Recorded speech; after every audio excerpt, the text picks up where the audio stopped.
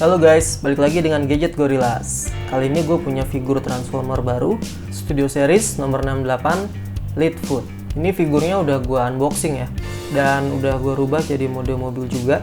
Nah, sebelum gue review, gue akan kasih lihat dulu boxnya ke kalian. Ini bagian depannya seperti ini. Kemudian bagian samping, sebelahnya juga seperti ini. Bagian belakangnya ada gambar foto mode mobil, mode robot, aksesorisnya,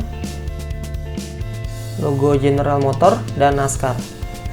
Oke, itu untuk packagingnya. Sekarang kita coba lihat isinya. Nah, setelah keluar dari box, ini yang kita dapat ya. Kita dapat backgroundnya seperti biasa. Backgroundnya gambar Battle of Chicago sama kayak Roadbuster ya. Kemudian kita dapat figurnya, ini udah gue transform jadi mobil, dan kita dapat aksesoris senjata. Kemudian kita dapat figur kecilnya nih, namanya Steel Joe ya. Kita coba lihat satu-satu dulu senjatanya. Ini misil ya, dapat bagian kiri dan kanan. Ini nanti bisa dipasang di mobil dan di mode robot ya. Terus juga dapat senjata tembakan, ada detail pelurunya di sini. Masih pakai plastik polos warna coklat. Satu lagi senjata juga kayak Gatling gun gitu ya. Ini bisa dipasang di bagian atas mobil nih. Nanti kita coba pasang satu-satu. Terus kita dapat figur anjing kecil Steel Joe, kayak anjing pitbull ya. Wah gila, head sculptnya lucu banget, detail banget head sculptnya. Terus matanya tuh dicat jadi ada kilauannya gitu, jadi kayak hidup banget. Ini tanpa cat aja udah kayak hidup banget gitu ya. Kalau di repaint tambah bagus lagi nih. Bagian yang dicat hanya di bagian atas ini ya, warna silver. Tapi detailing sculptnya detail banget nih. Terus ini juga fix ya, ini nggak ada artikulasinya. Posenya cuma bisa begini aja. Oke, itu aksesorisnya. Sekarang kita lihat figurnya. Nah, ini udah gue rubah jadi mode mobil ya.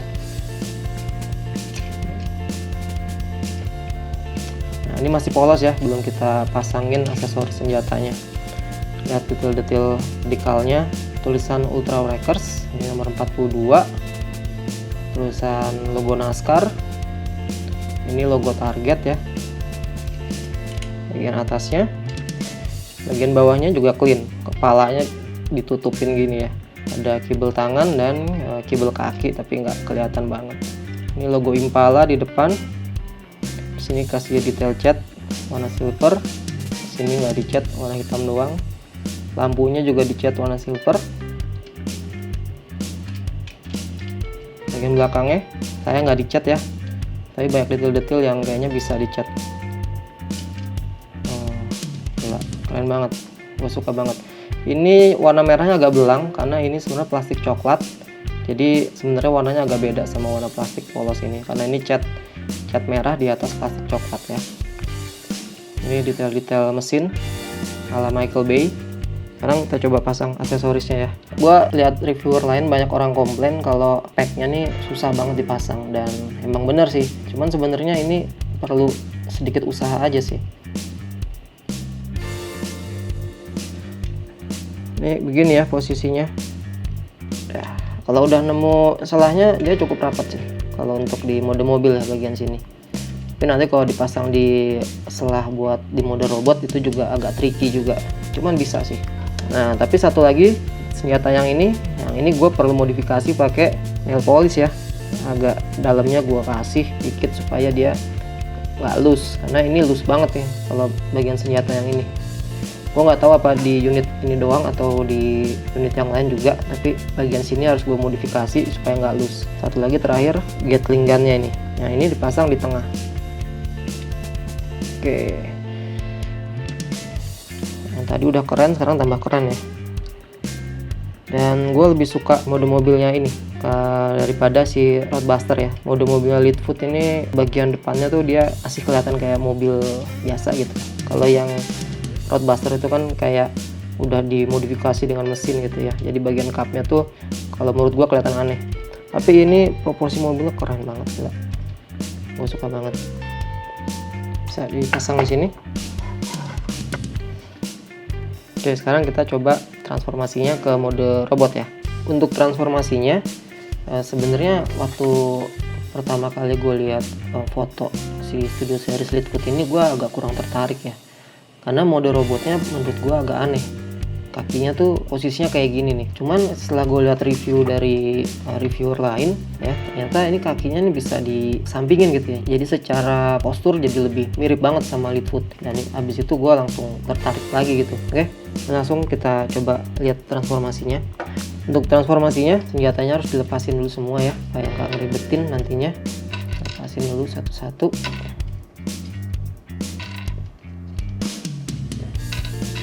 Kita pakai lagi. Setelah udah jadi gini, ini harus kita renggangin dulu bagian sini, bagian belakang. Kita renggangin dulu.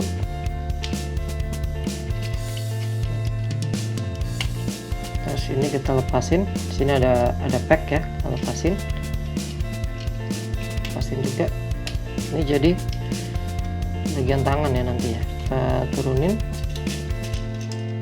bagian tangan sini, kita buka. Kita bentangkan aja. Nah, udah kelihatan nih jadi bentuk tangan. Udah gini, ini kita tekuk,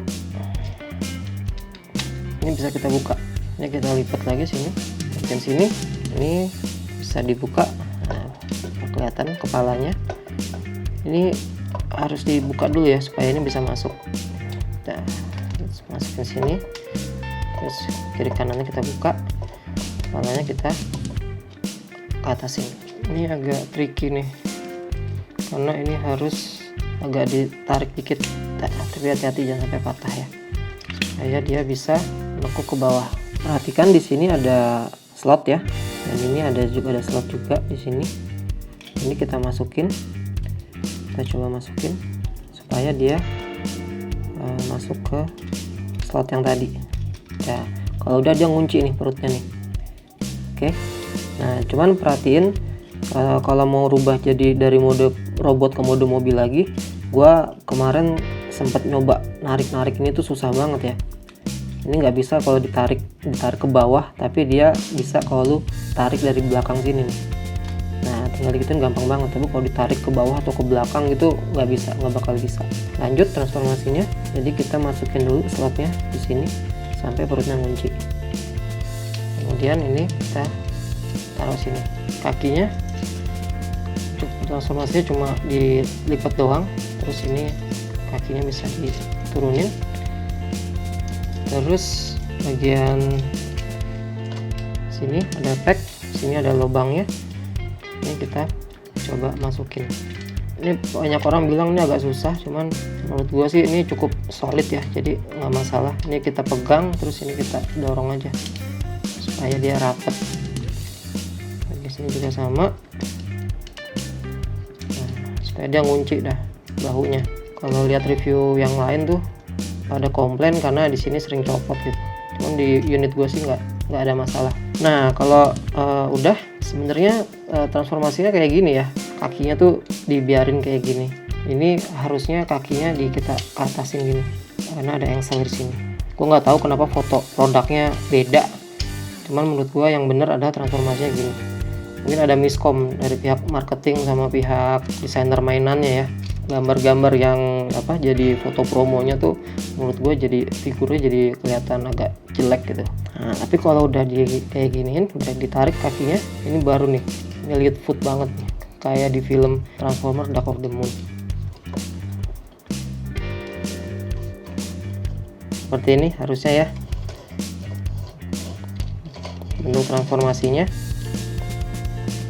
Kemudian barulah kita pasang senjatanya nih. Yang agak tricky emang ini senjata ini, karena dipasangnya harus di bagian ketiak ya.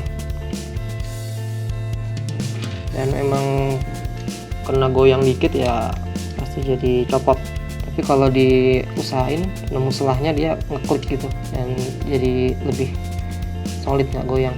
Kemudian bagian ini pasangnya di bagian tangan ya. Sini ada packnya di sini ya.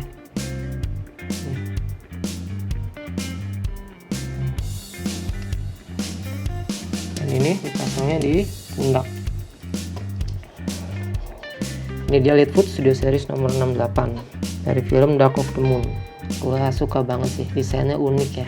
Orang boleh nggak suka dengan film Transformer-nya Michael Bay ya, dengan desain robotnya Michael Bay, tapi buat gue desain robotnya tuh lebih fresh gitu.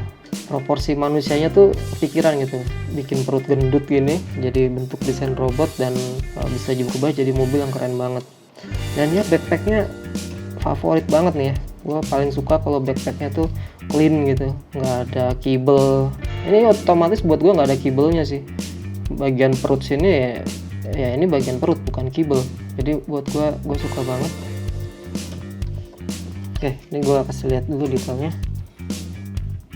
Bagian kepala ya, ini Leadfoot banget dah. Emang Studio Series kan memang memfokuskan untuk mirip dengan karakter ininya ya, namanya aja Studio Series gitu. Jadi emang karakternya tuh emang diambil dari modelingnya dari studio animasinya kayaknya. Tapi terus gimana si Takara dan Hasbro bisa bikin engineering seperti ini tuh gua salut banget, khususnya untuk produk ini ya. Bagian tangan besar, lihat bagian kakinya.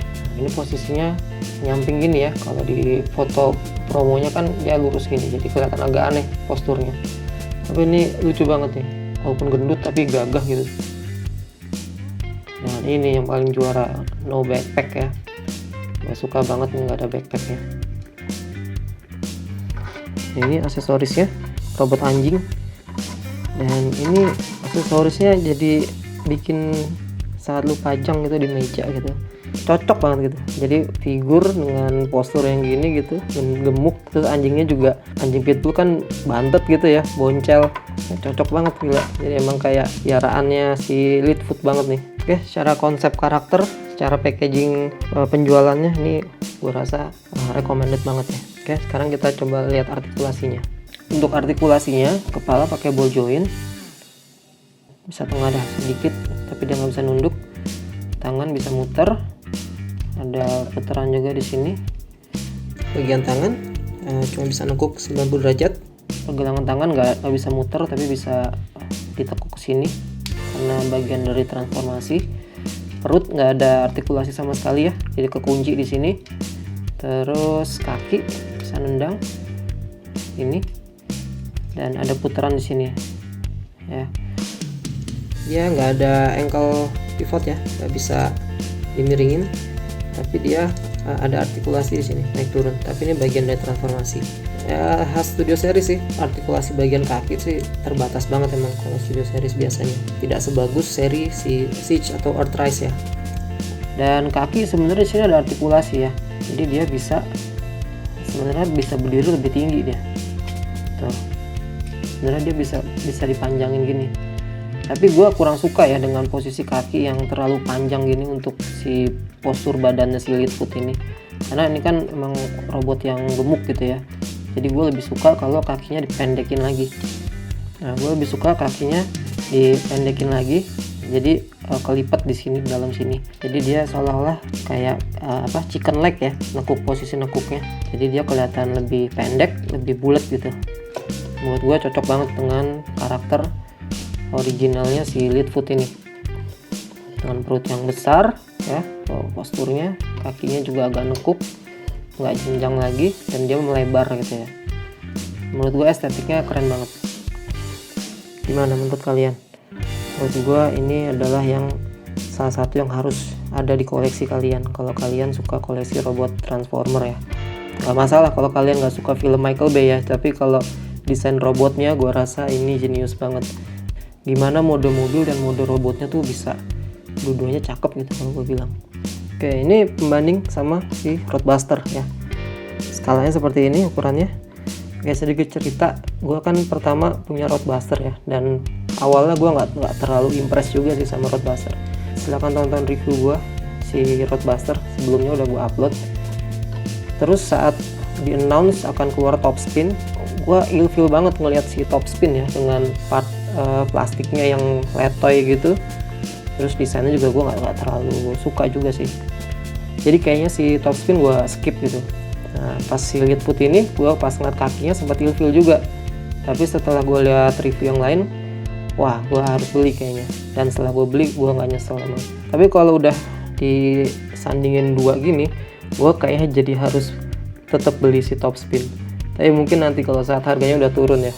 Sekarang harganya masih sekitar 400-an lah. Mudah-mudahan sih nggak jadi mahal ya. Ini dipajang berdua gini mereka keren banget sih. Emang si Leadfoot ini emang harus posisinya di tengah kalau misalnya ada si top spin juga, karena ini jagoannya gue rasa. Sayangnya dia mati ya di film keempat ya, setelah dia diburu sama Lockdown dan tentara yang ngeburuin Transformer. Oke, sekian dulu review dari gue, mudah-mudahan kalian suka. Jangan lupa untuk komen, like, dan subscribe ya. Oke, sampai jumpa di video selanjutnya. Thank you.